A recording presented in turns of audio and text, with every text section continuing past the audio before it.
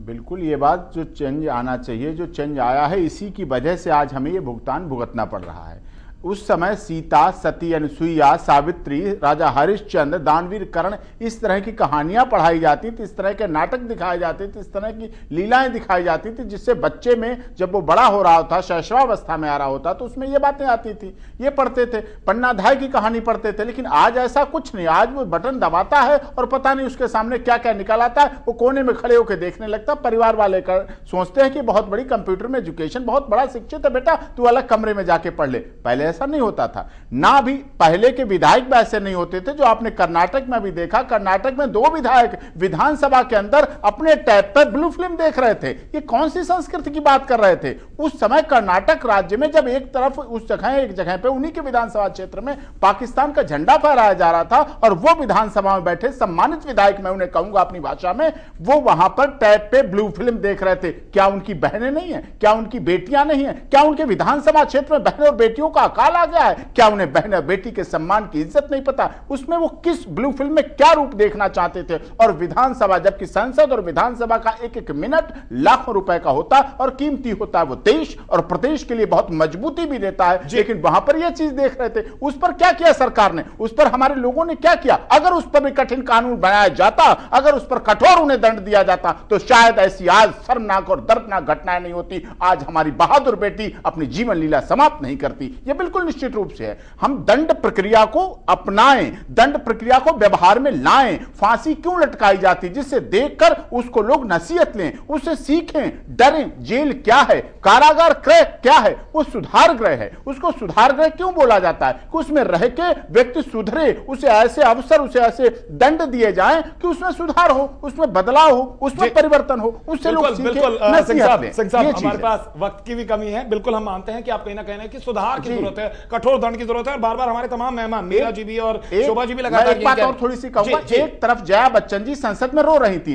एक तरफ उनके पति चीनी कम फिल्म बनाकर अपने 65 साल और 15 साल की लड़की के साथ अफेयर दिखा के किस समाज को देना चाहते थे? किन युवाओं को क्या शिक्षा देना चाहते थे? क्या सेंसर बोर्ड उस समय चुप था? क्या जया बच्चन ने उस समय नहीं कहा, पूछा अमित ये कौन सी फिल्म आप बना रहे हैं, कौन सी फिल्म दिखा रहे हैं? क्या हमारे घर में बेटी और बहन नहीं है? उन्हें देखना चाहिए था। संसद में रोने के बजाय उन्हें अमल में लाना चाहिए था। ये उस समय वक्त की जरूरत थी। जी बिल्कुल सिंह साहब, ये अलग बहस का मुद्दा हो सकता है, मुझे ऐसा लगता है, और इस पर भी बहस की जा सकती है कि क्यों आखिर हम 2 तरह की बातें करते हैं। दोगले चेहरे नजर आते हैं बहुत सारे लोगों के, केवल एक के नहीं, बहुत सारे ऐसे चेहरे। लेकिन शोभा जी, मैं यहां तमाम चीजें, आप सरकार की बात कर रही हैं और मीरा जी भी बार बार कह रही हैं सरकार को जरूरत है, और हम भी मानते हैं कि आज एक कठोर कानून की जरूरत है ताकि सही निर्णय लिए जा सके। लेकिन अगर हम, क्योंकि वक्त की भी हमारे पास कमी, अगर हम सोल्यूशन पर आए, आज जनता चाहती है कि वो लोग जो समाज के बुजुर्ग भी हैं, समाज जिन पर यकीन भी करता है, आप हैं शोभा जी, मीरा जी हैं, संजना है, आज सिंह साहब हैं, लोग इनकी बातें सुनना भी चाहते हैं, और वो चाहते हैं कि वो अभी कहें कि नेतृत्व विहीन है, वो सिर्फ गुस्से में आक्रोशित है, वो चाहते हैं कि हमें जवाब चाहिए।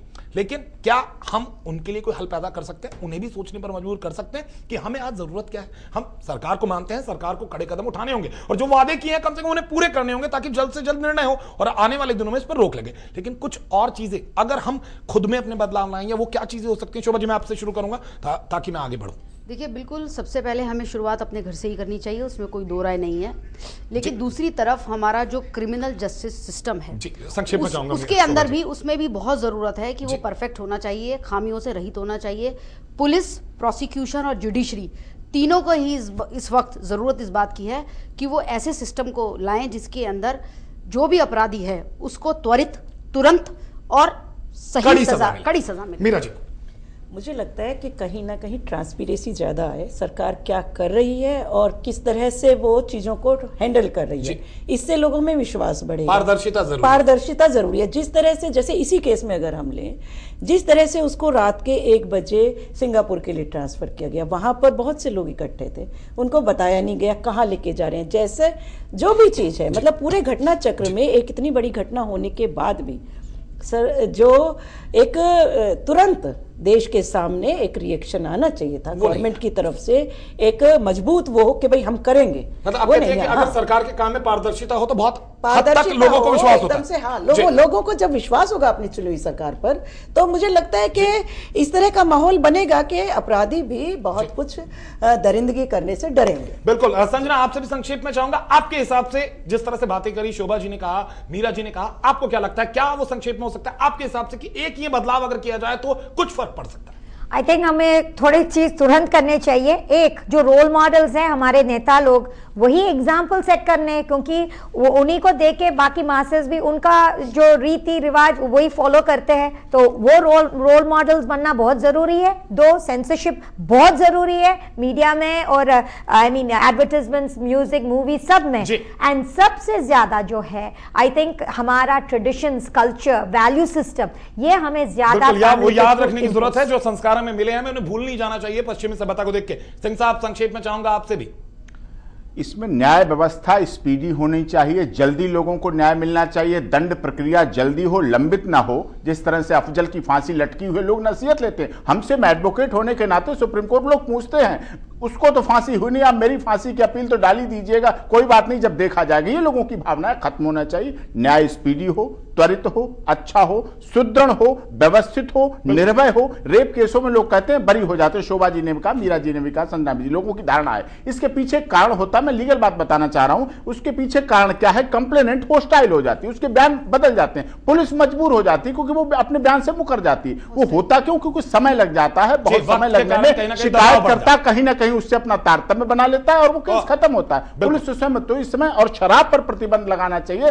सब अपराधों की जो जड़ है वो शराब है, उस पर प्रतिबंध लगे, मानसिकता लोगों में बदले, नैतिकता की भावना बढ़े, आपस में प्यार बढ़े। पास पड़ोस में आजकल दिल्ली जैसे महानगर में पास पड़ोस की कोई जानकारी नहीं रखता, कोई शामिल नहीं होता। तो इन सब चीजों पर मूलभूत जरूरतें हैं और सांसदों का, विधायकों का नेतृत्व, नीति, नियति, नेतृत्व और उनकी नजर में बदलाव होना चाहिए, तभी वो सच्चे नेता बन सकते हैं। हो सकता है ये जरूरी है। कहीं ना कहीं अगर हम यहां बात करें आज इन तमाम चीजों को देखने के बाद, मैं सिर्फ एक चीज कहना चाहूंगा, वो भले ही आज हमारे बीच में नहीं है लेकिन हमें जगा गई है। और आज जागा हुआ हिंदुस्तान कहता है कि अब वो जागा रहेगा जब तक बदलाव नहीं होगा सोच में, चाहे वो सरकार की हो या समाज की हो। आज बदलाव जरूरी है। अब हम रोंगटे इसलिए खड़े नहीं करेंगे कि दिल दहल गया है, इस तरह की वारदात हुई, घर में दुबक कर नहीं बैठेगी। आज हिंदुस्तानी जनता, चाहे वो किसी की बहन है, बेटी है, भाई है, पिता है, आज सड़कों पर उतर आएगा। तो अब घबराना उन लोगों को है जो नीति बनाते हैं या नियत तय करते हैं। अब जरूरत आपके जागने की है, क्योंकि जनता जब जाग जाती है